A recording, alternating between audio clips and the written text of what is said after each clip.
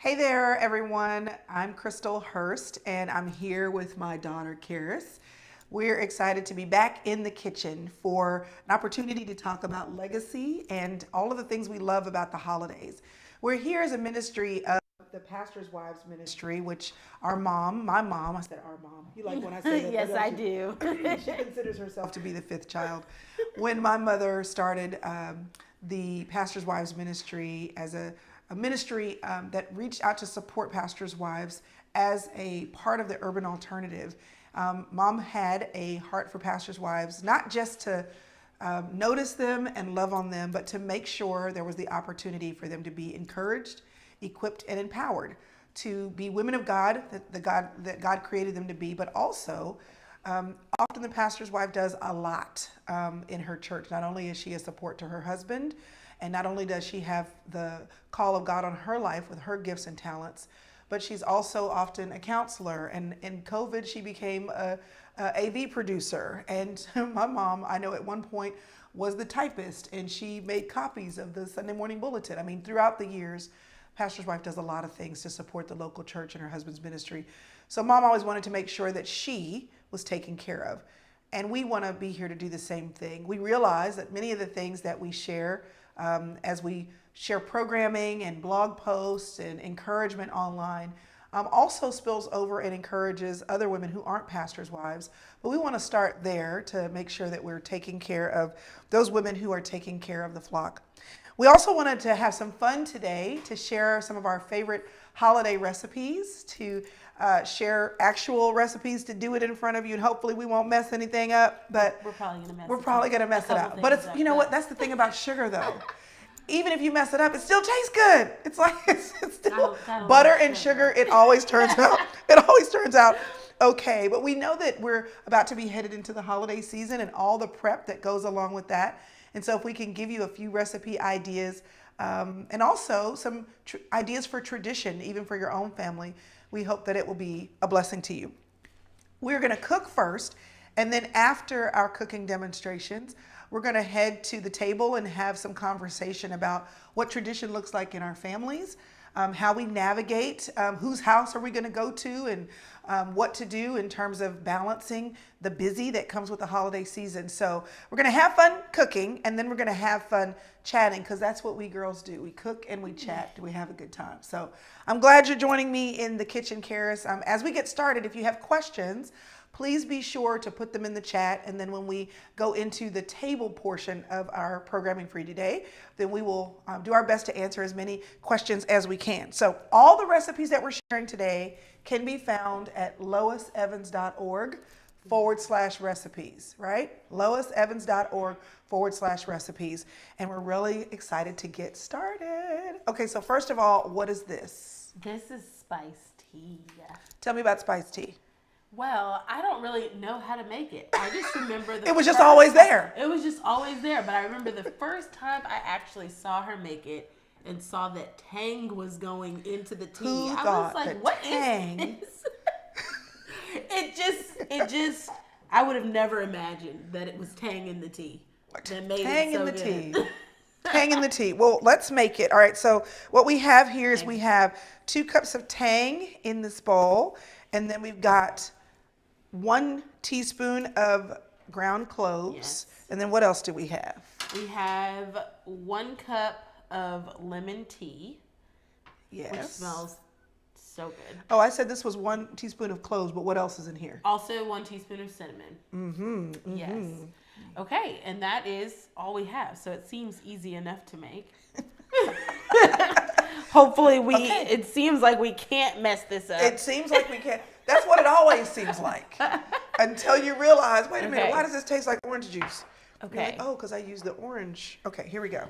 But it's in this little jar because Yeah, it's going to end up like this. Yes. By faith. Yes. It's going to end up right here. Faith and works. We're going to get it there.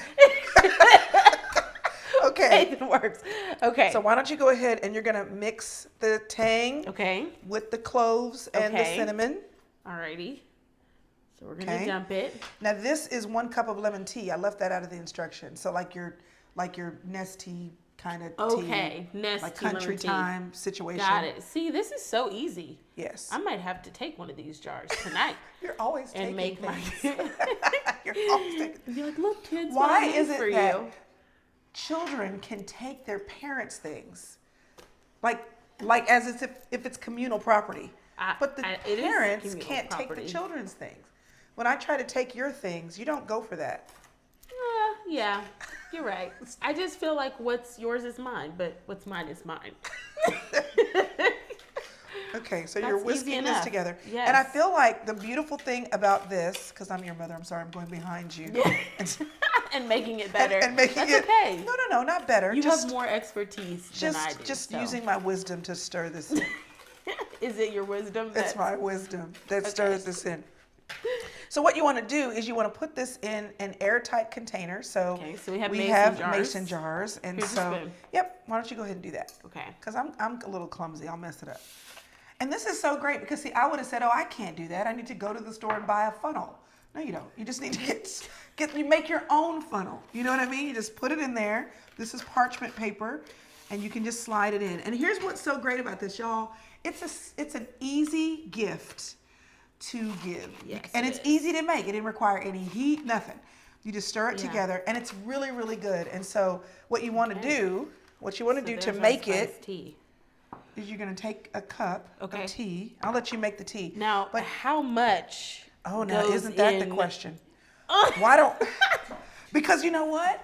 To taste. We're gonna say it's. I was to going to say, taste. like, I think Nani always just made it for you. She did. So we don't really That's know. what I'm saying. This is the first time I've made So this. it's to the Nani taste. So why don't you Okay. go ahead and figure that out? I'm gonna okay? pour the water first. And while she does that, I want to show you what you can do. So literally, you put it in a mason jar, easy to use, easy to reuse, and then get some tissue paper. And again, I would have made this way more difficult. I would have tried to get fabric, wanted to make sure that it was trimmed right, ribbon, the whole thing. This is easy, y'all. Tissue paper, that's easy anywhere. Tie it with a ribbon, put a little card on there, and it just says, I thought of you, And especially when it comes, I think, to us letting each other know as girls that we are thought of. We end up taking care of everybody else, right? We're getting gifts for the children. We're getting gifts for everybody else. We're making sure the parties happen. It's getting there. But do we? Do you know how much you're not measuring? Yes, I'm not measuring, but it was here, and now it is here. So I would say so far it's about 2 tablespoons worth. Okay. And I think we're almost there. I feel like I'm gonna measure it out. Okay. Because this is So that roughly they know what to do. This is roughly 2 teaspoons. So we're gonna go with that. Yeah. But to taste is the way you want to do it. And then if Yes. nothing else, my mom used to keep this jar of spiced tea sitting on her counter, right? It was Yes. always just a fixture It was. in her kitchen That's island. true. And then she would say, do you want some tea? And she would make it. So super, super easy and super, super easy delicious. and delicious. Let me Yes. taste yours. Yes. Okay. It's nice and hot, so be careful. You made this really thick. I don't think this is the way she always It made was. No, I promise you it is. Just taste and see that the Lord is good. He is good. He is good. We're not just here together. We've also invited a couple of our friends to join us, some pastors' wives in the Dallas area who Yes. want to share their traditions with you too. So we're really excited, and I want to introduce Miss Tiffany Daniels to come and join us. Welcome, Miss Tiffany. Hey, so fun to be here.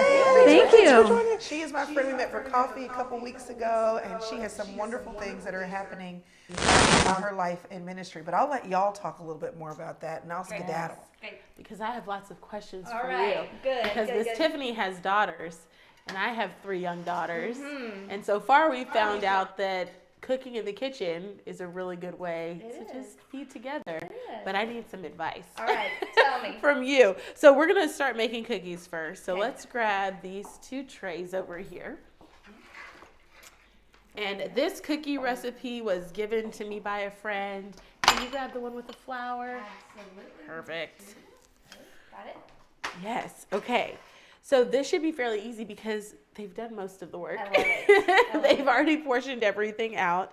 But warm cookies supposedly help daughters open up. I think so. I think the kitchen is the perfect place Yeah. to To, like- mother-daughter time. Yes. You're Activating all the senses, the smell of warm cookies, Yeah. and the taste and touch and creating things. Yeah, for sure. Yeah. So I guess any tips for moms who are looking to get their daughters to open up? Yeah. Well, what would you help me? I'll help you. First of all, I think, putting your distractions aside, like leave your cell phones in the other room. Yeah. Be engaged, be fully present, look them in the eye, come with a couple questions that you might Yeah. have. Like one question I threw out to some teen girls last week was, hey, if we were going to do a talent show this coming weekend, what would your talent be? Oh, So that's it's a good kind of question. an on-ramp Yeah. for easy questions and engagement, and then feel free to go deeper. Like, do you feel like God sees you right now? Where do you feel alone? Just those kind of conversations that can happen as you're creating and as Yeah. you're working together. Yeah, that's awesome. Well, let's get started Okay. on throwing all of these ingredients together. So we have all of our dry ingredients here. So it's flour, baking soda, baking powder.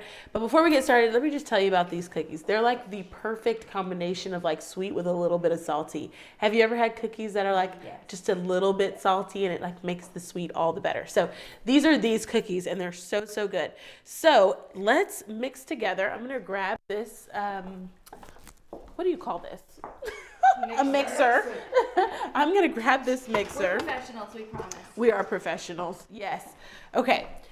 So if you can dump all of these ingredients into Absolutely. this mixer, we'll get started that way. Okay. So what are some other questions that you would ask your daughters? Like some good lead-in questions. And my daughter's 6. Okay, So she's how 6. can we, Ooh. kind of lead into this?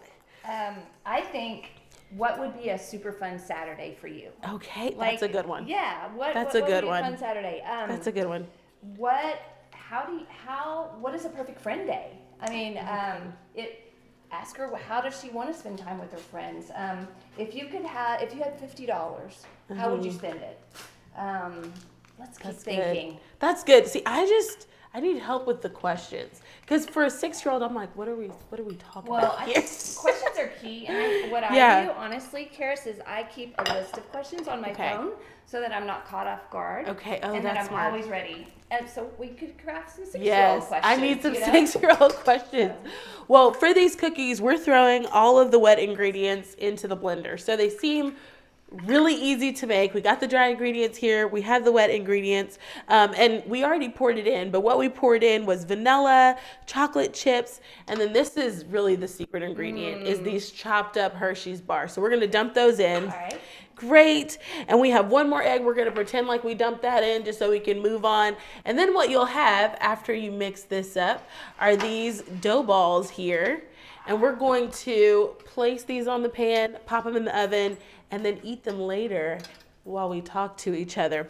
But how did you, I guess, connect to your teens during the holiday season? What was the best way that you learned to connect with them? So I am a big love languages girl. Okay. So I try to identify with all my kids, like what's their love language. Well, my daughter's, when she was a teenager, was shopping.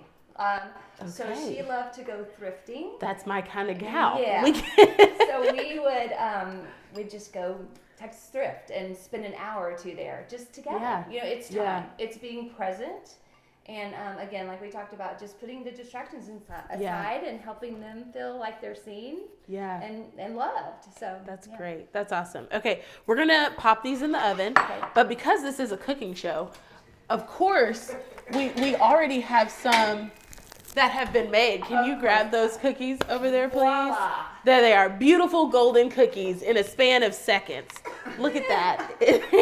They're amazing. Well, it was Amazing. so You're great to remarkable. thank you. I appreciate it. It was great chatting with you. I'm Yeah. definitely gonna take those questions home. Awesome. Well, Tiffany, you don't just have a heart for daughters, like your daughters and young women that were born into your home. Yeah. You have a heart for women in general, young women. Yep. I'd love for you to talk about Therefore Gathering and how that's on your heart and what that is. Just Sure. because there's people that could benefit from that who are not just in the DFW area, but all over the world. Thank you for that. Therefore is a 2-day conference that we hold every February in the DFW area, but we also live stream around the world. It is a conference geared towards high school girls, like we talked about. And we come together with the most amazing speakers and worship artists and have 2 days of just saturating these girls with God's word and the truth from God's word and just love them well. I think they walk away feeling seen and known and loved. And it's an amazing weekend. So it's coming up February 24th and 25th. Yeah, and what I love so much about your heart for young girls is it was born out of your heart for your own daughter. And so even as you're sharing with Karis, you know, the questions that you're asking, how to reach your daughter's heart, just know that we're all trying to figure it out. And I feel like every time even we do these holiday things, we're just doing the best we can. And then years later, we learn that the things that we were doing, kind of finding our way, have become traditions or memories or conferences. Yeah. And so it's the little things. We're going to say sometimes. The little things that turn into the big things. It's the little sometimes. things that turn into the big things. And the moments. And the moments that that matter. build. That's Yeah, right. yeah. That's absolutely right. Yeah. Thank you for your wisdom. Absolutely. And hope you heard some of that. You need to Google 6-year-old questions. I will. And just write it down. Help. Got your back. Ellie's leading us here. I'm just along for the ride. Thanks, Tiffany. Yes. Can we actually eat these cookies? You're going to take one with I would you? love I mean, you need to enjoy. Thank you. I feel like we can. We're gonna move clear some of this this. off a little bit. I feel like I could just stick my hand in here, except for the raw egg. But you know, there's a loose chip. Yes, get that loose chip. I feel like the cookie should just stay right there. I was gonna take them with me off camera in a few No, minutes. You're always taking things. There we go again. These are spiced tea. There should be 3 when we're done today. There might be 2. Okay, so we've cleared the slate. We've cleared the slate because we're gonna make, I would say, my famous banana pudding, but it's not really mine. And we're gonna bring somebody else in for this. banana We are? pudding. We are gonna bring somebody else in Yes. for the banana pudding. So I'm gonna take these with me. So you yes, and don't this. take anything else. We're gonna make banana pudding, and I'm gonna invite you to meet another friend of mine. This is Miss Jennifer Wesley. Come on, dear. So I say she's a friend. We're friends as of today.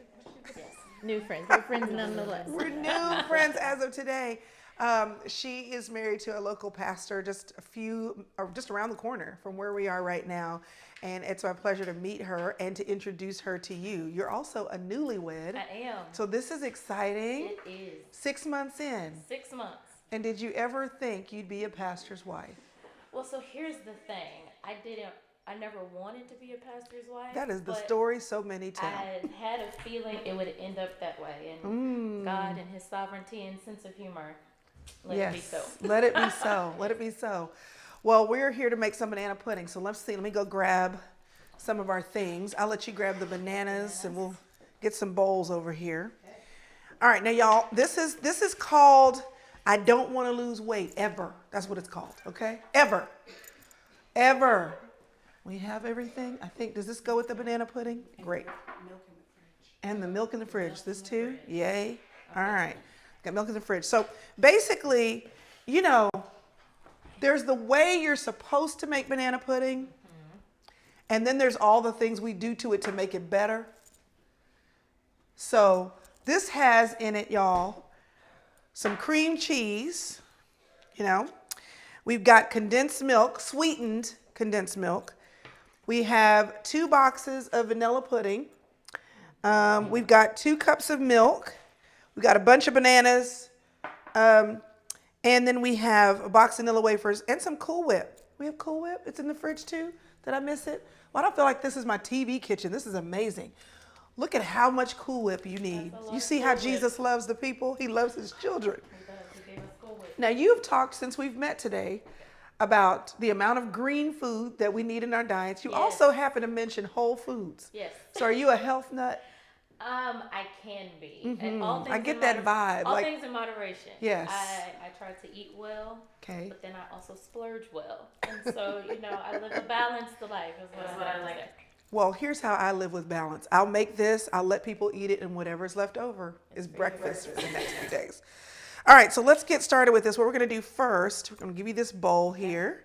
and we are going to blend cream cheese. So I think we've got a mixer over here.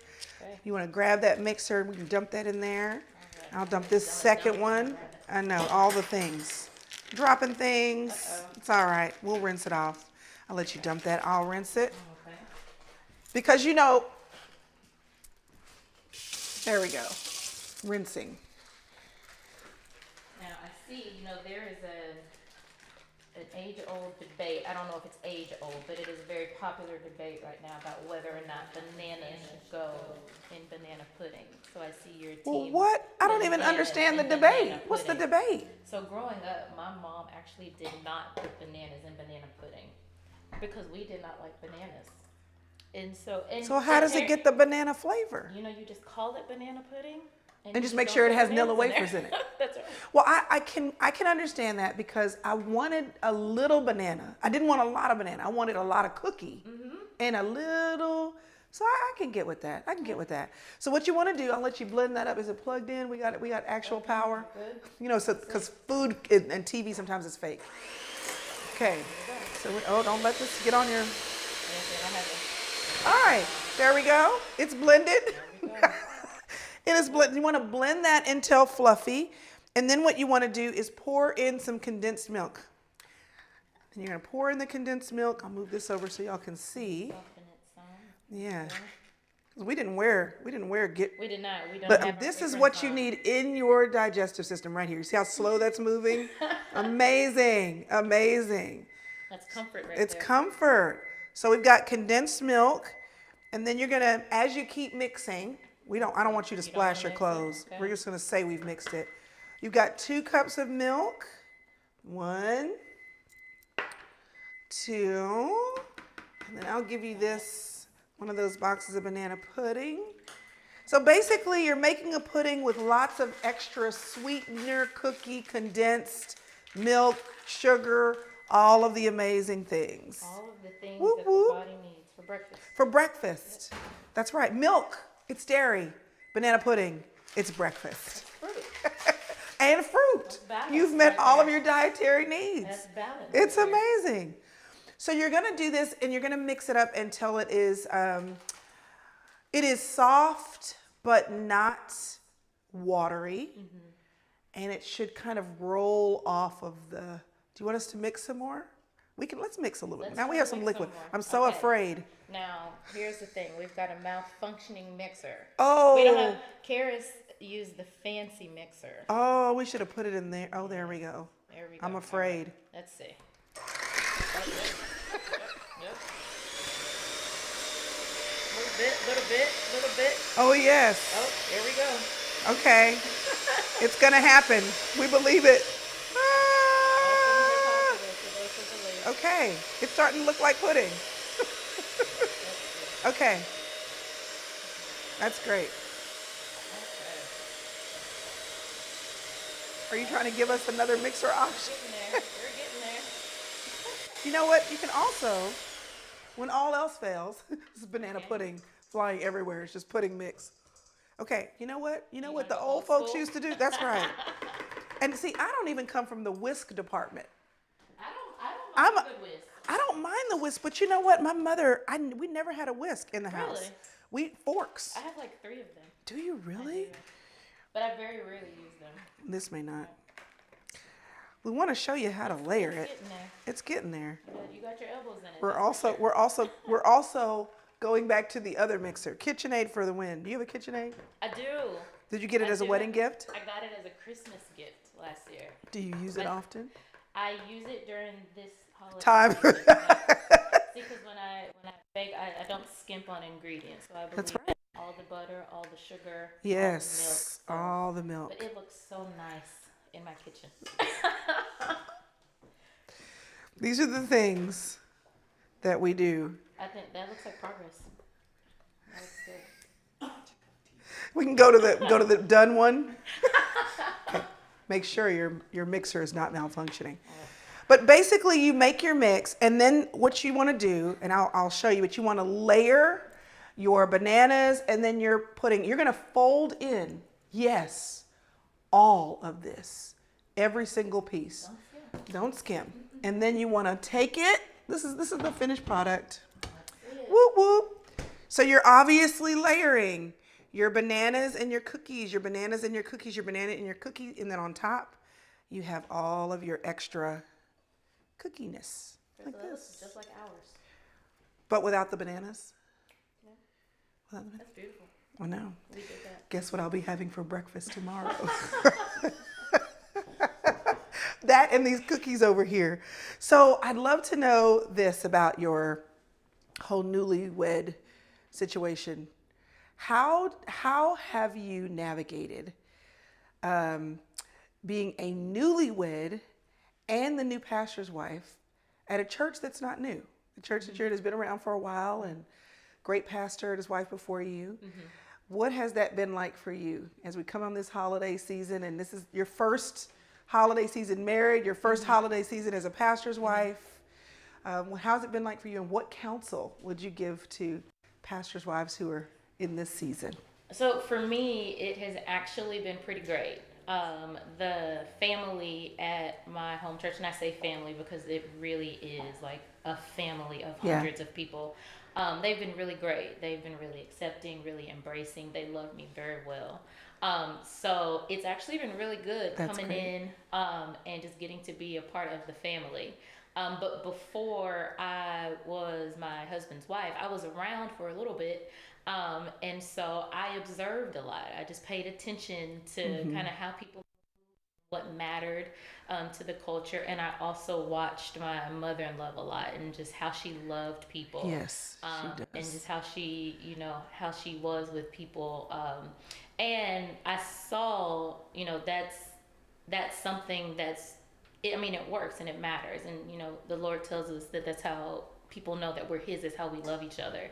And so it's not something that's unnatural to do. It's just something that I get to do out loud now all the time. And so it's been really cool. So, but the advice that I would give someone coming in is, one, don't be afraid to get it wrong. Don't put the pressure on yourself to always be perfect. Sometimes you'll get it wrong. Good. But just be yourself and naturally be you. And people will love you for that. So just be you and be open and, love people well. Yeah, that's so good. That's so good. I feel like we need a spoon. Do we have a spoon anywhere nearby? In the drawer behind me right here? I feel like as you were talking, I just wanted to, let's do it. Yeah, breakfast. Let's go for it. Now the cookies are my favorite part. That's the favorite part. I'm gonna break this cookie. That's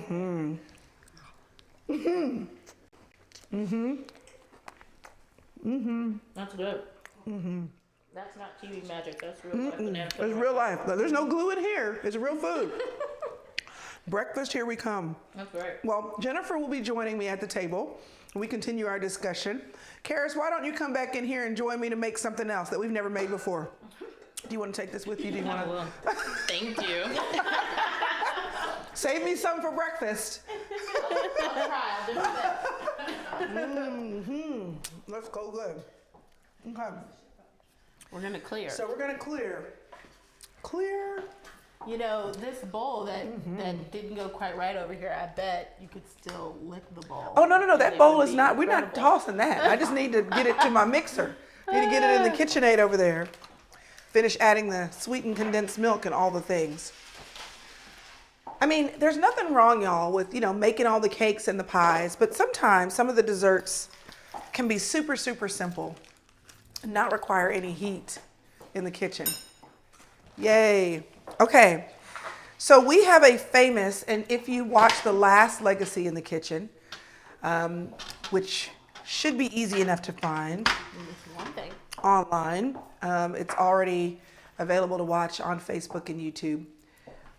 We did it with Mom, and one of our favorite things to make over the holiday season is, I'll let you say what it is. What is Pumpkin it? bread.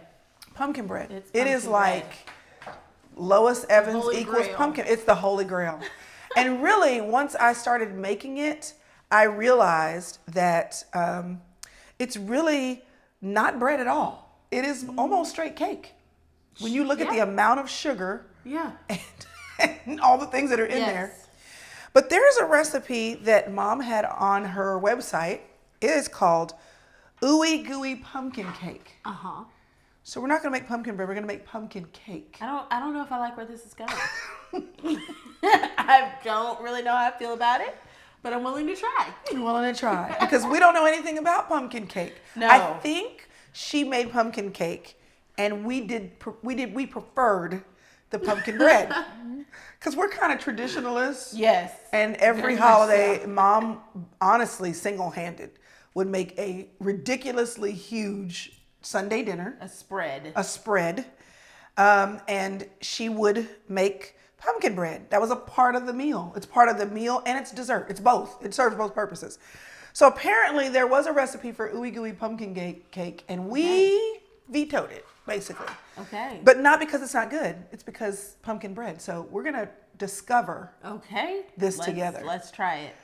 You like trying recipes, Yes, like I'm new going recipes. to be honest as well about whether or not y'all should go with pumpkin bread or the ooey gooey pumpkin cake. But I'm hopeful. I think what's important is that tradition is good, but trying things Yes. also is Yes. good too, right?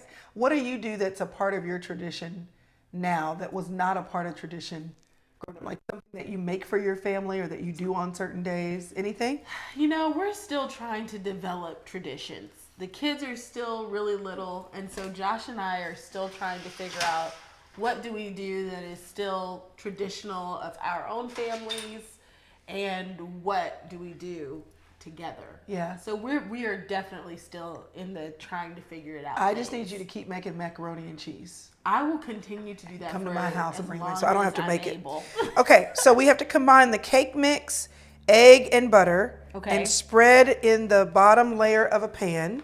Cake mix, egg and butter. And I believe this is the filling, which is cream cheese and pumpkin. So that's already been. This is the cream Okay. cheese and the pumpkin. Does this already have the eggs and vanilla and butter in there? It So does. this is the filling done. Okay. It's cream cheese, pumpkin, eggs, vanilla, butter, powdered sugar, cinnamon, and nutmeg. That's all in here. Okay. I mean, can I just? Can you go ahead? And then just tell me. Really? We're on our way there. Okay. All right. Okay, so then we need I cake confirm. mix. Here we go. Cake mix.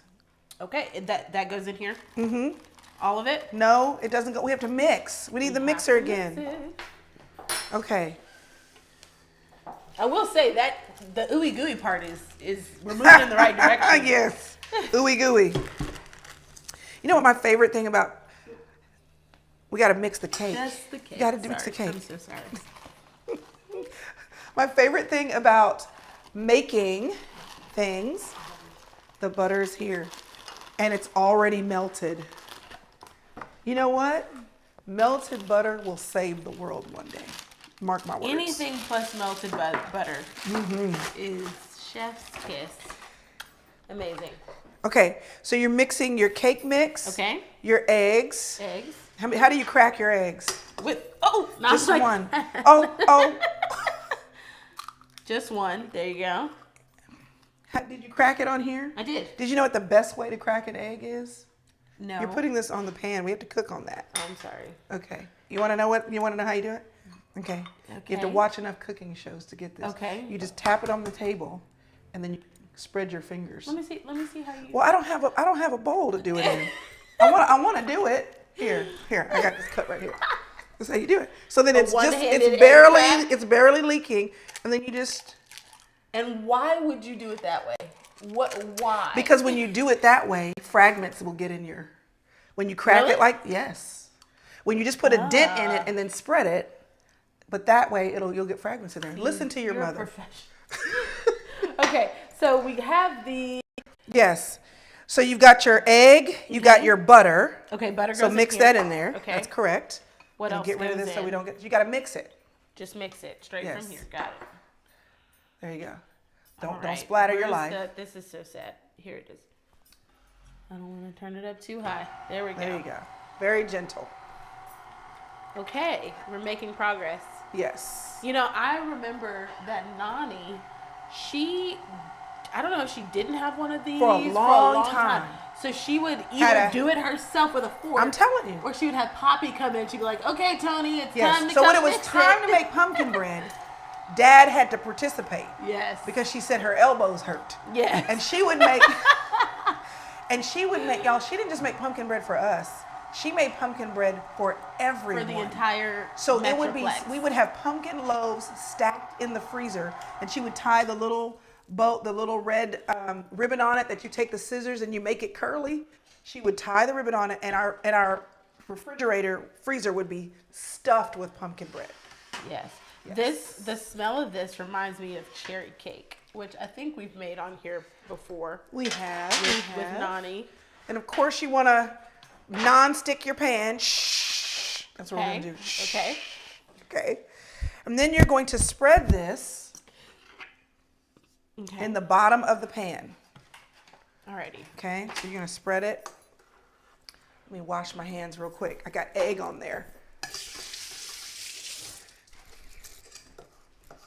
Perfect. Okay. This smells good on its own. It smells batter looking good, if you know what I mean. Yes. And I'm gonna get a.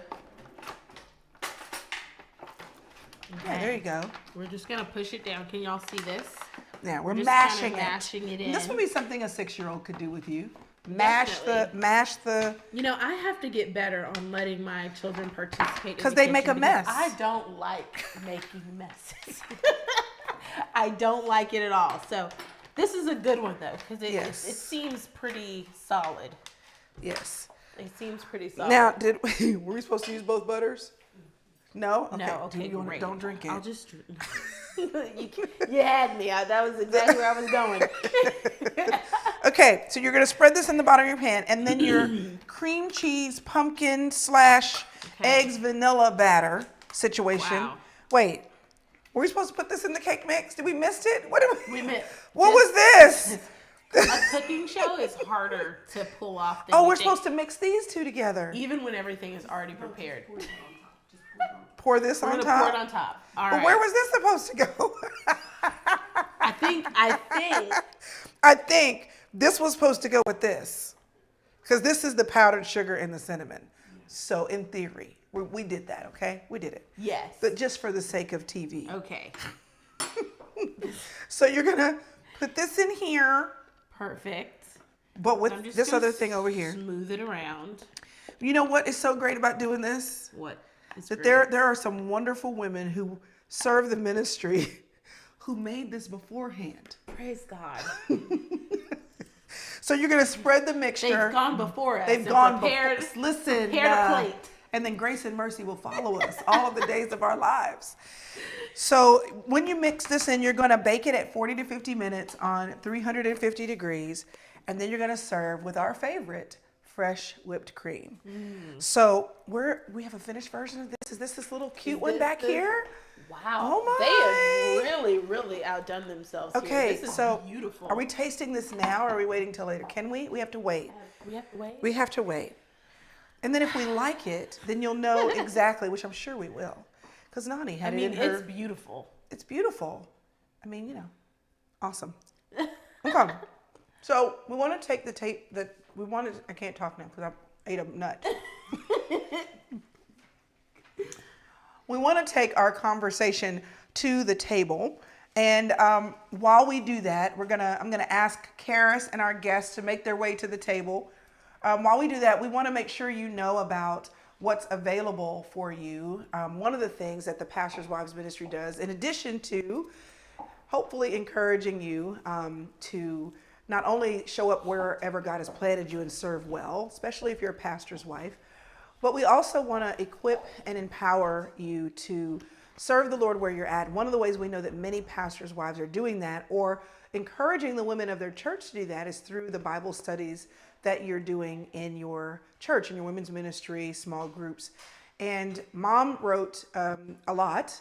One of the books she wrote, Season of a Woman's Life, that book has its own Bible study. Another book that she wrote, Stones of Remembrance, Priscilla and I worked together, like we did the first book and Bible study, to create a Bible study for that too. And so as we move to the table, we want to make sure you know about this Bible study, Stones of Remembrance, so that you can use it in your Bible study. The beautiful thing about Mom is I don't remember her always talking about aspiring to be this multi-book author. What she did aspire to do and did faithfully through her own presence and through the works that she has left behind is shared from her life to say, this is what God has taught me. This is what I've learned. This is who the Lord has been to me. And that's what Stones of Remembrance is. How do you build a faith that can withstand difficult circumstances? Well, you leave a stone and you remember what God has done. So as I move to the table, we'll leave you to watch that. Don't forget, drop your questions in the chat about traditions or holidays, and we will see you in just a few minutes.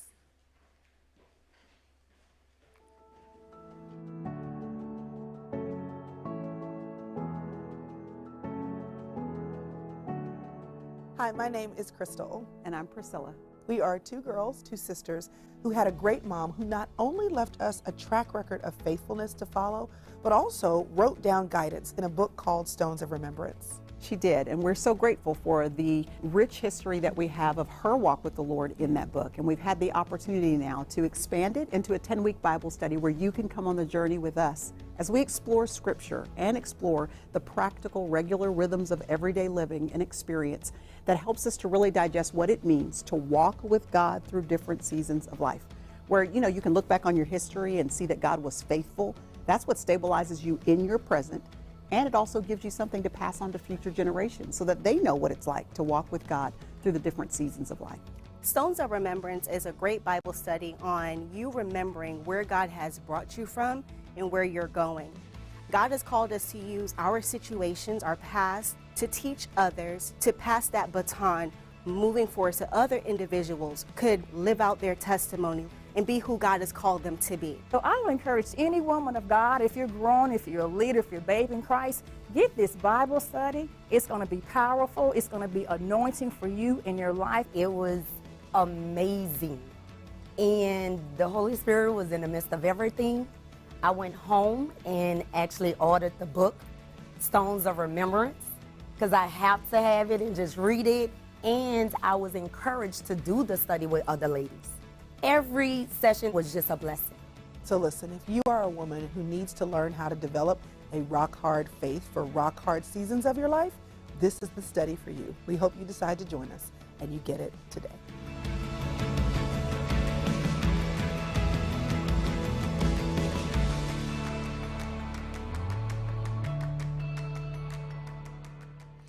We're back, y'all. We're here at the table with the banana pudding that we've already stuck a spoon in, the ooey gooey pumpkin cake that we're going to try, and chocolate chip cookies, because who would ever mess up chocolate chip cookies? It's like you put the chips and the butter and the sugar and there you have it. Yes.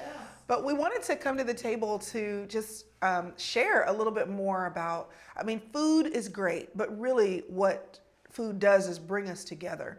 And some people, you can't get them to come over just to say hi, but you serve up a meal and they'll stop and stay a while.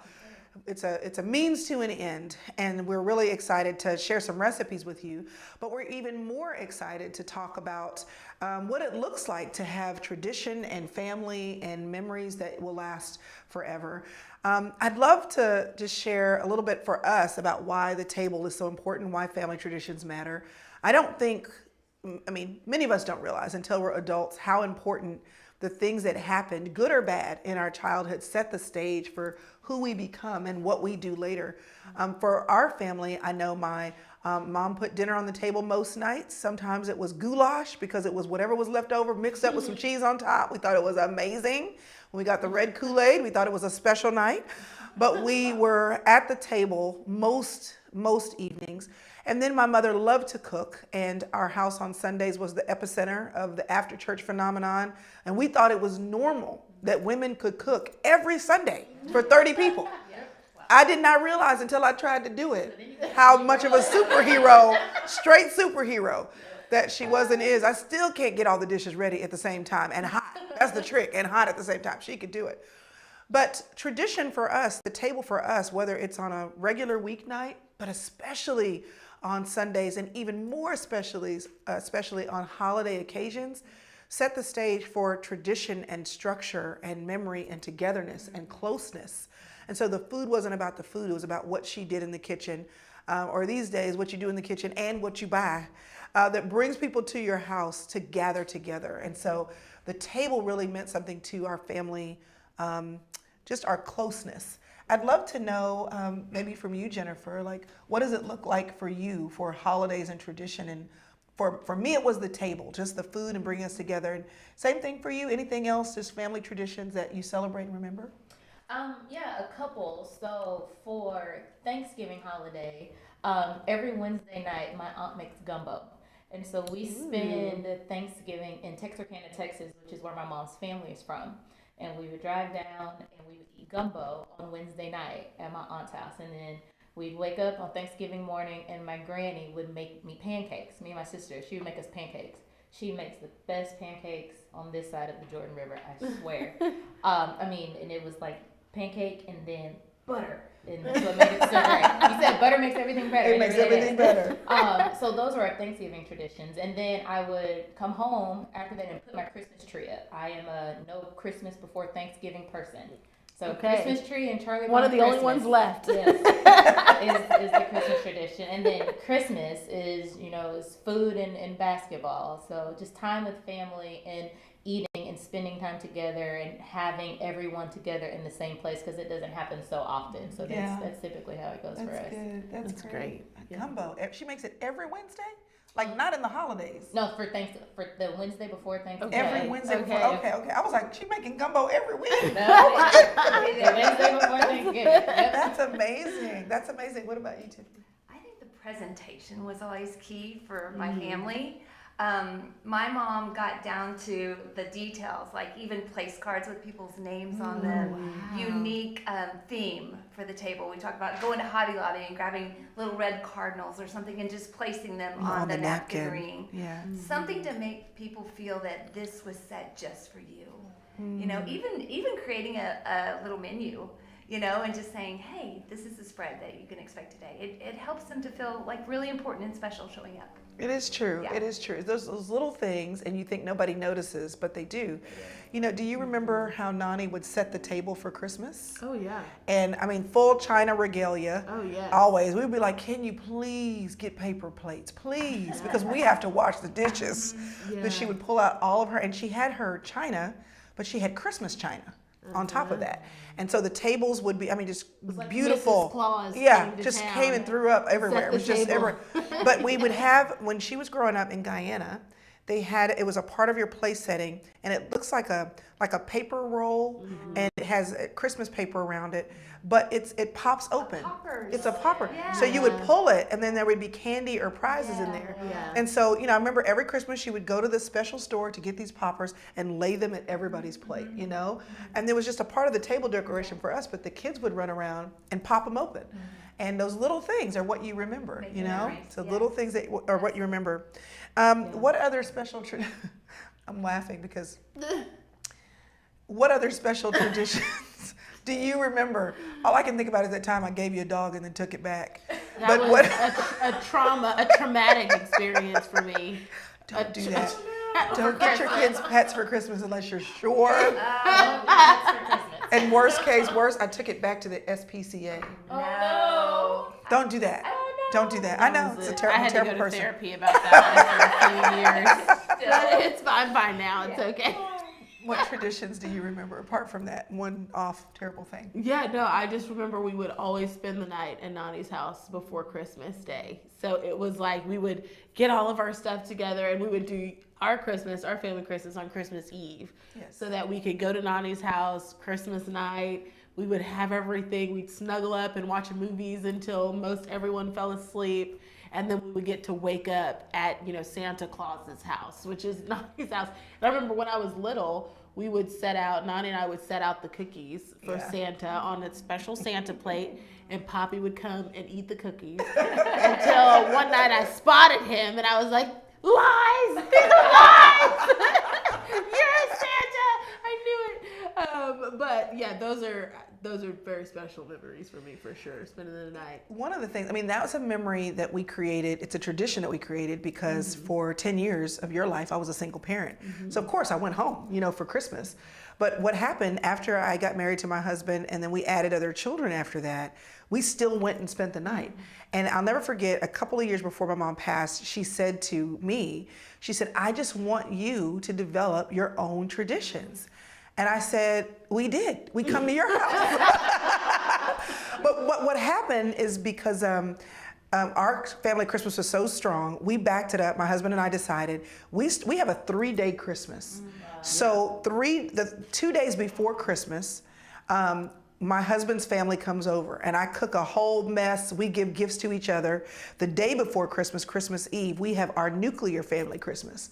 And then the day of Christmas, we went to my mom's house, my mom and dad's house. And so where she was saying, develop your own traditions, like we had. And my children were like, we have 3 days of Christmas. This is amazing. Yeah.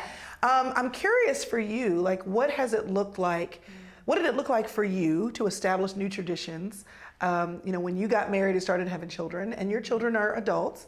So what does it look like now for y'all to start developing the new traditions that they want to have because they can make that decision? I think you become adaptable and flexible because you want to be together. You have to become And now adaptable and they're flexible. being split Yes. between multiple families that everybody wants. My Yes. kids, right? Yeah. Her parents, mine, we do. So I think you just start your own traditions, like you talked about. And for us, we still try to keep some of those old ones. We always read the Bible story every Christmas morning. So maybe it's not Christmas morning, but it's Christmas Eve with a special celebration of, we do pancakes too, but maybe we do pancakes for dinner, So yeah, just always kind of adapting and flexing. That's great. Yeah. That's great. I know that a lot of very lively discussions for people happen around the decisions for the holidays. I think you even told your husband when you got married, it was terrible. What did you say? I would not recommend this to anyone. But one of my, non-negotiables for us actually getting married in the first place was for forever, we would be spending every Christmas with my family. As if he doesn't have a mother. Thanksgiving.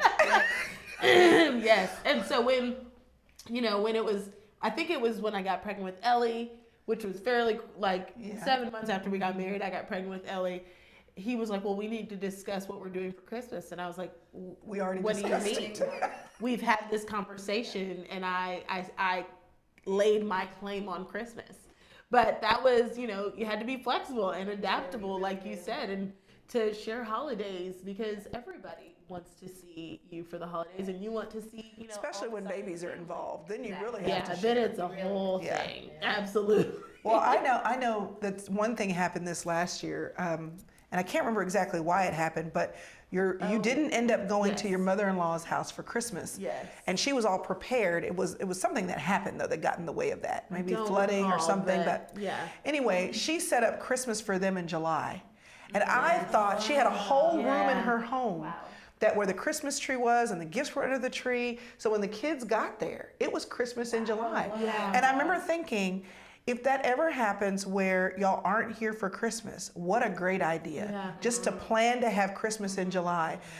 Your oldest daughter's birthday is the day before Christmas. Yes. So how special for her to have a whole different time of year where her birthday and Christmas aren't together. Yeah. And also now Roxy's birthday is July 25th.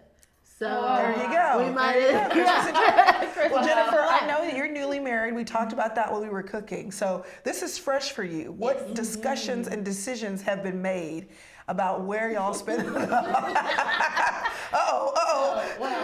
I have a similar story to Kara's. Yeah. I also came in with a holiday non-negotiable, but mine was Thanksgiving. Okay. Thanksgiving is forever with my family. So I have Thanksgiving. He can have Christmas, and that's typically how they go. And it works well. Good. Okay, wait. But we haven't yet gotten to the official first married Thanksgiving, right? Well, not the first married one. We spent last Thanksgiving together. So you you had a dry run last year. Yes. And I told him, I said, no, this is a big deal. Now, once I bring you here, you can't renege. You're in this forever, right? So So last year was our dry run, our trial run, and it worked well. So we did Thanksgiving with my family, and then Christmas with his family, and it was great. And he agreed. Yes, he did. He's very agreeable. I love him for it. That's great. That's great. That's great. Well, I know that these are discussions that we have all the time, and as you said, we have to be adaptable and flexible because what works one year could change. I remember the first holiday where my husband and I it was Christmas, and we had our Christmas in the morning, then we went to his mother's for the mid-morning, then we went to my mother's, and that worked until the kids were there. And then crying babies and dirty diapers up and down. Oh, it was horrible. So we had to renegotiate. I would love to know what decisions you feel like, Karis, you've had to make as an adult so far in negotiating the traditions that we have. Like, because I'm depending on you for macaroni and cheese. If she doesn't come through with the macaroni and cheese, we're just not having any. But you mean like with my own family? Yeah, like even right now, as we sit here right now, I said, are you coming for Thanksgiving? And she's like, I'm not sure yet. And I'm like, I need to know what I'm doing for macaroni and cheese. Yeah, no, I think for us, well, for me specifically, I have had to learn to place value on, the other side of my family now and their own traditions and what they find important and what's important to my husband. And so, I mean, I go back to adaptable, but I think it's just me having to have a humble spirit and approach the table of conversation, really with understanding and love and being agreeable to what can we do as a family where everybody feels loved this holiday and season. ultimately you just want to be together. Yeah, So absolutely. it doesn't, for us, it's come down to, it doesn't have to be the day of Thanksgiving. That's right. And it's like if it's the day before or the weekend after. We Yeah. just want to be together. Right. And that's important. Yeah. Do you typically still have a Thanksgiving dinner that's not on do you do something? Yes. Okay. But you know what? None of my kids are going to be with us this Thanksgiving. They're spread out around the U.S. And so we are prioritizing Christmas. Okay. We do get them for Christmas. So we're going to spend time with Mission Arlington and Yes. serve and Yes. be with some other people. So That's awesome. yeah. So so you're gonna truly be living the empty nester life this Thanksgiving. Yes. So what does that mean? Are What you cooking? I am. Okay. I am some. Because like you said, why would you stand all day in the kitchen if you can just slow down to 20 miles an hour and Yes. grab something? Yes. Yes. I did say that. You did say that. Yeah. So what does that look like for you all? Like, you're still going to do something though on Thanksgiving Day for the two of you. We Like are. this is our tradition if the kids don't come. Yeah, so we are prioritizing my husband's parents Okay. this Thanksgiving. So we will go spend time with them. Drive an hour, and then probably FaceTime my kids during the day and say, hey, you're here in spirit, and hope that they have something really sweet going on. But That's great. it's hard.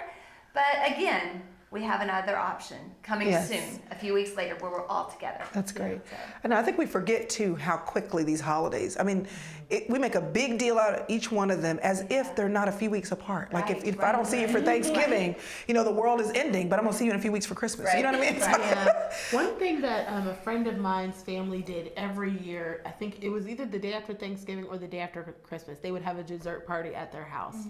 And they would have everybody come over because usually people are still off during that time, and a dessert party, who doesn't want to go to that? Right. And so I think that's how they were able to see their friends and family in a great way that wasn't like Thanksgiving Day, you have to be there. Yeah. That was a good idea. We might have to take one from there.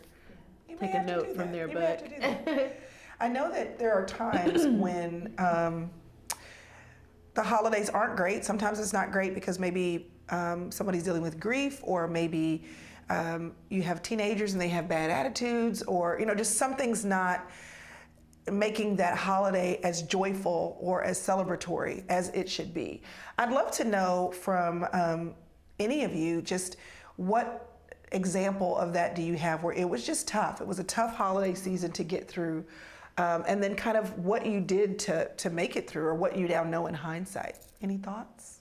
Well, for me, so the first tough holiday season that comes to mind is Christmas 2012. My mom passed away December 8th, 2012. And so going into that Christmas season was really difficult. And so I had, at the time, my daughter was, I think she was 9 maybe? So she was still young, and Christmas is her favorite holiday. And so there was the balance between showing up for my kid and making it special for her, but also grieving the loss of my mom. Yeah. And so it was my first go at learning to establish a new normal, and just framing that in a way to getting to do something different, because it's so easy to lean on nothing is the same, everything is different, everything is changing. And while that's true, it's also an opportunity to establish a new tradition or establish a new normal and to do something different. And then we had to do it again in 2015. My dad passed, and then when I met and married my husband, we had to learn to do it again. They were learning to do it as well as a family, because he lost his dad in November 2019. So, and it's something that, you know, you still kind of work through. Grief never really goes away. You just kind of learn how to navigate through it. So just learning to establish the new normal and finding the things and placing value on the things that matter, being together, remembering the good times and the reasons for the season, and focusing on the things that we do have and having each other as opposed to the things that we lost. Because while we can remember the people that are no longer here, we can cherish their memory and, you know, tell the funny stories and make the tea and eat the bread and, you know, and it be a joyful time, even though it kind of hurts in your heart. You get the opportunity to keep living and to establish the new normal. Ooh, I want to talk about a new normal that we did when my kids were teenagers.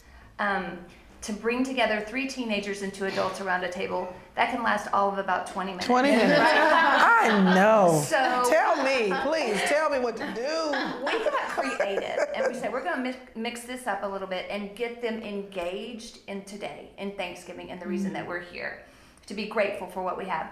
We ended up that morning making tacos, breakfast tacos, hundreds, and took them down to a strip in Fort Worth where a lot of homeless people live.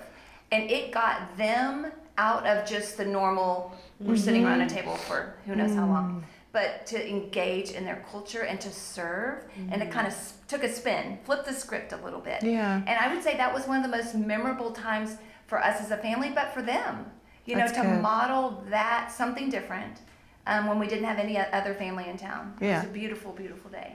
That's a great idea. That's a great idea. I know that one of the things that can be tough is when you have to figure out traditions, of course, with a new marriage, but also with a blended family. And I know that, you know, Karis and I, we've experienced that. My husband, we each gave each other the gift of a girl on our wedding day, and then we added 3 boys after that. So there's 5 kids. But, you know, kind of what we were talking about marriage, I think just being flexible and adaptable. I've had to, every holiday I feel like I am just trying to figure out who's coming. You know what I mean? It's just like, who's coming, and trying to respect everybody else's space and place and all that. But I think, you know, there have been some holidays where everybody wasn't there, but just still knowing that when they do come, here are the gifts, we set them aside for you. We're sending a box. I remember when Jessica was little, I would get this box together and just make sure that box arrived before Christmas Day, you know, so she would have all of the things on Christmas Day and wouldn't feel like she missed out. I think in any way, because we live and we change, like life is change. Right. You have to continually move and adapt. Okay, so here's the problem about cooking, y'all. I wanted to address that, but let's get into some practical weeds here. One of the reasons why sometimes people enjoy the holidays because they love cooking, but one of the reasons why people abhor the holidays is because they don't enjoy all of the work, whether it's the cooking or the decor or the money or the, you know, just whatever. So I would love to know, what has it looked like for you to maintain balance with the work of the holidays? You know, whatever the work, whatever feels like work for you. I came across a list of questions a couple weeks ago, and one of them is asking yourself, like, during this season that's coming up, what do I want to prioritize? What's really important? What do I not want to miss out on? So it's like, there's other ones, but almost setting a schedule for yourself, and I call it keeping a holy cadence. So That's good. keeping a healthy, holy rhythm so that I don't end up just exhausted or bitter or worn out. So schedule time that's just downtime, but also schedule time, plan that party. What do I not want to miss out on? Get it on the calendar. So, I love that. Yeah. I love that. Anybody else have a thought? The work of the holidays, putting it in perspective. Mine is just letting people help. Remembering that I don't have to be the one to do everything all the time. I am a Martha to my core. I work and work and work and work. But it's okay to let people help you or to let people do things. It's okay to let somebody bring the sweet potato casserole or somebody Even else. if it's not yours? Not okay. That's not okay. It's okay. It's okay. It's okay. Now I haven't quite gotten to go to the store and buy the cakes yet. I haven't gone that far. You just have to find the right cake. You At gotta the find right store, cake. at the right, yeah. Apparently people do it. They go buy cakes and pies and then they take them out of boxes and they And put them in put them- food. yes, And they're yes. like, look, cake. And I'm like, oh my God.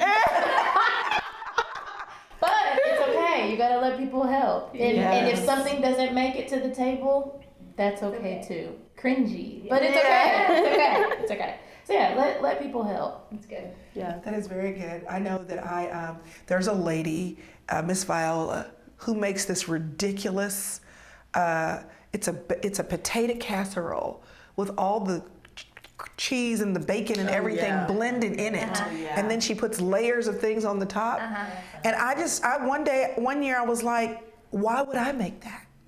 Like, she's gonna be making it in bulk for lots of people. Why would I make that? And so every year she delivers it, brings me a 13 by 9 of this potato casserole. I need her name. Oh my goodness, it is Incredible. amazing. So you'll do it, but my mother, I remember, she did everything. She cooked everything. And I remember when it just started becoming too much, and then she just started one dish at a time, farming certain things out. Now, certain things she tried to farm out, and we were like, oh no. Don't do that ever again. Yeah, so we kind of figured it out, but to make it, again, to keep it enjoyable and to make it not stressful and to keep the bitterness, because you work really, really hard and then you're tired. And then your house is dirty. Someone said, how do you maintain a clean home and keep dinner prepared? So really, I think this question is more like nightly, like on a regular basis. She's like, either I cook dinner or my house is a mess. So what does it look like for you, Karis, to cook dinner and then have a clean kitchen? Well, are those two mutually exclusive? No. We used to have help. I used to accept help for just helping like every other day with like come help straighten up, like help with laundry, that kind of thing, because their children are so small. But Ellie recently, walked through the house and just saw things just all over the place. And was like, oh, so-and-so needs to come and help clean up. And that was the end of the help that we had. Because I was like, no, they're here to help me, not you. And so now, it is a daily occurrence. Like before you go to school, like pick up your clothes, put them away. When you come home from school, like put your things where they belong. So I think keeping things clean by just teaching my children to clean up after themselves and not expect someone to pick up after them has been huge in just like keeping our home together. Yes, your children should do dishes. Yeah. Every day. That's too, right. Right. That's right. Every day. That's what I was gonna say. Even about the holidays, like there is my mom. She definitely did a better job than I do in how clean the kitchen would be before she went to bed after a holiday or a Sunday dinner. I release myself of that. So, things are going to be rinsed. They're going to be soaking. No mice are going to find anything on the surfaces. But in terms of me having to do all the dishes before I go to bed, I just release it because I have so much energy in the morning and then I'm happy to finish it. So I think kind of goes back to what you're saying. You have to prioritize what's really important to you. And what's important to me is after I cook and after I serve, I want to sit down and hang out with everybody. Right. And so I don't want to be busy cleaning the kitchen. So I just kind of let that go, and that it works for me. And I know some people cannot go to bed if their sink is not shiny. I'm not. I release that. But my mom would always say, you want to do, particularly in the holidays, what is an overflow of you? Because to your point, you want to prioritize what is going to make you feel like you had a holiday. Because while you're making a holiday for everybody else, We often do that, and then we leave ourselves out of the equation. And then we start in January, and we wonder why we're exhausted. So, whatever, and so if you're more interested in the way things look on the table than whether or not you cooked it all, then put all your energy into making it beautiful, and then let somebody else do what they enjoyed. People actually enjoy, and they would love for you to pay for their wares. But if you enjoy cooking every single meal, and you're like, listen, everybody's going to be comfortable, and it may be beautiful too, but the meal, everything is, I'm going to put my hand on that, and that's what makes you happy, then do that. Do that, but do what works for you. How do you handle the demands of this season beyond just like the actual day? Because it's not just the day, it's the parties, it's the staff Christmas party, it's the all the things you're supposed to be at. You have to, and I think too, this applies to all of us, but I definitely think for pastors' wives, you have the church, you're not just doing it for your family, you're doing it for the people you work with and the people you serve at church, and then all the things that your husband needs you to do. I mean, it's a times a few, I think. So you have to be okay to use that word no sometimes, and just say, I can't, I know I can't do it all. Yeah. So it's okay to say, you know what, I'm so sorry I can't make it that day. You don't have to give any excuses beyond that. You just say, thank you so much for wanting me to be there. You give a yes, no. Do I? I just feel yes, but my mouth hears you're saying no, but I feel yes. It's a sweetness. It's how you deliver it too, so yeah. Have you ever, of course you have, but have you ever disappointed anyone with your no's? Oh, sure. How do you deal with the disappointment that comes from, I can't believe you didn't come? I just think, honestly, you have to know yourself, like we were talking about, and know where your threshold is to accepting, and then beyond that is burnout. And no one wants a burnt out pastor's wife. No one. And so know yourself. Know when you need to say yes, and know when it's okay to say no. Yeah. And rest in that, and then move on. That's just good. be secure. So. That's good. That's good. What about you? Yeah, well, I think that's really important because I think it's so easy during the holiday season. I mean, really any time of the year, being a pastor's wife, but especially during the holiday seasons, to have the tendency to operate outside of the grace that you've been given. That's great. And the second that you move outside of that grace, you get the snappiness and the fatigue and the grumpy, and no one really wants that around the holidays. And so I think it's important to know the extent to which you're able to go, and then be able to pick up on the signs like, okay, today might not be a good day. I'm a little tired today. But some things we just can't get out of, and some things we just have to do. So my dad used to say all the time, starting in time beats all fast runners. And so I think having a game plan and just knowing, okay, this is everything that I have to do today. To do that, I need to make sure I rest well. I need to make sure I eat well. I need to make sure I stay hydrated. I need to make sure I have all of these things done so that I'm not having to do everything at one time. And then give yourself a day to rest afterwards. Don't let anybody encroach your space. I had to do 17 things on Friday. Saturday is my day. I'm going to the spa. I'm going to get my toes done. That's for me. I'm going to rest and recoup, and then we'll pick it back up. So I think just knowing what works for you and how you're able to operate, and then not being afraid to say no when it's not going to be beneficial for those around you, because you can't have a pastor's wife that's mean to people, because then now that's going to be the thing people say, right? And we don't want to be like that. So just understanding and knowing and being aware of the grace that you've been giving and operating within that grace. And also, Jennifer, I think you have to leave a little bit of margin for the unexpected things that come Absolutely. up. I mean, absolutely. People pass 'Cause away. they will there come are up. other crises that are always going to be there despite the holiday That's season. so good. Leaving margin. That's very good. I'm stuck on 17 things before you get your toes done. I'm like, does 4 qualify? Can I do 4 things on a Friday? Say that quote that you said your dad says all the time. Starting in time beats all fast runners. Starting in time beats all fast runners. That's really good. I think one of the things that results in burnout for many women during the holidays is that there are so many things to do. And I can't tell you how many times I've gone to the store like the day before Thanksgiving, which don't do that. But it'll be for like one thing. You know what I mean? Like there's one thing you thought you had enough of, and whatever. And there'll always be somebody there in the line with a basket full, and or I'll be talking to the person who's checking me out and asking them, when do they get off for their Thanksgiving? They'll say, I got to go home and get to cooking. And I'm thinking, So many people start major, because holidays is like major programming. Yes. It's major programming. it is major. You're starting major programming the day before, which means you're up all night. I'll never forget the first time I made a turkey, because once I realized that a chicken was just a smaller turkey, I was like, oh, what was everybody afraid of? It's the size and the time. It just takes more time. But I'll never forget the time I did it and thought, I see why people are frustrated if you start later. Yeah. And how many things are to do.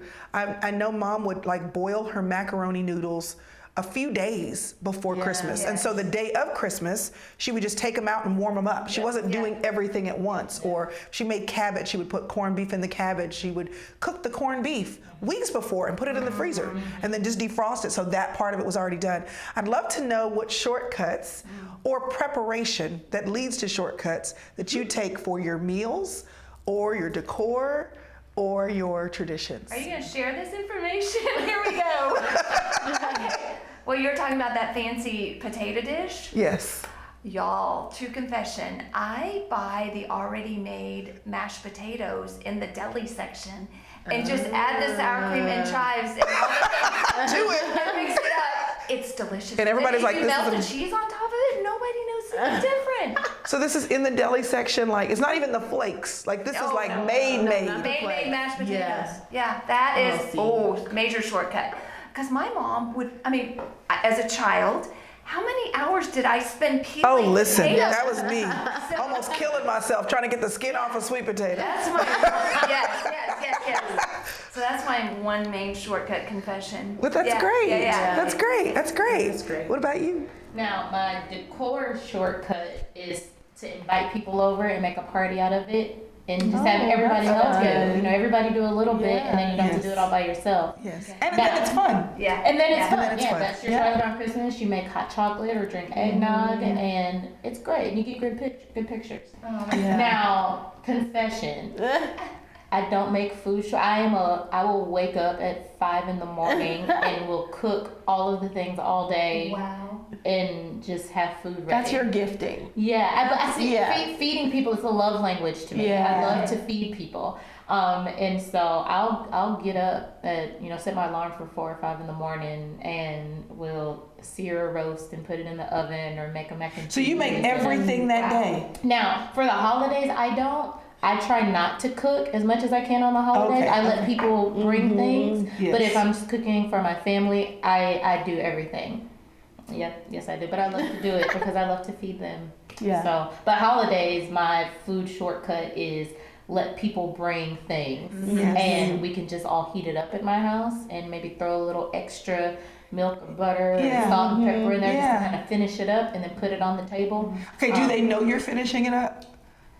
Yes. Because I think if they bring it to your house, did they think it was done when they brought it? You were Wait. like, let me just. Well, sometimes people bring things. They're like, I didn't finish it. I need to throw this in the oven for 10 more minutes, or whatever. And now, if people bring their own stuff, I'm not gonna touch your dish. You did it how you want it. That's it. That's how we're gonna serve it. But if it's something I'm doing, I may finish it up. Once everybody gets there, and then we just all eat together. You know what? I one year made homemade yeast rolls. And I also made pumpkin bread. And I also, just because I wanted to make sure if we ran out of the things that I had made that we didn't run out of bread. So I had from Costco the double pack of Hawaiian rolls. They killed the pumpkin bread. They kind of dabbled with the yeast rolls, but they really dissolved the Hawaiian rolls. Wow. It's just like sugar and bread. Yeah. So then I was like, Hawaiian rolls it is. From now. So I put them in the oven, warm them up, bring them out with some soft butter, and everybody's happy. Wow. Everybody's happy. You got to do what you got to do. Got to do what you got to do. How do you nourish yourself during this busy season? What do you do during the holidays that you enjoy? I watch Hallmark Christmas movies all the time. That's what a I good do. one. When do they start? Have they started already? They've been on since like July. It's earlier. It used to be that you got a schedule in October. Yeah. So now it's just. They've been on now. I refuse to watch them until after Thanksgiving. That's like Thanksgiving night is like my kickoff to Christmas season, and I'll watch my first one. But Hallmark and fuzzy socks and my blanket and a couch So great. is That my sounds nourishment. wonderful. I Doesn't it can't wait. sound I amazing? can't wait. What about you, Karis? What do you do to nourish yourself? I go shopping. For I Christmas go gifts? shop. Well, for Christmas gifts for myself, but I think just during the Christmas season, when you Yes. go out, there's Christmas trees everywhere. It's the spirit is in the air. There's, if you go, I know there's a place I can walk, Sahatchee, where there's just like, it just smells like Christmas when you walk in. It's warm and cozy. So it's less about like buying things and more about just going out and taking part of the Christmas experience with other people. And so, yeah, I love that. What about you?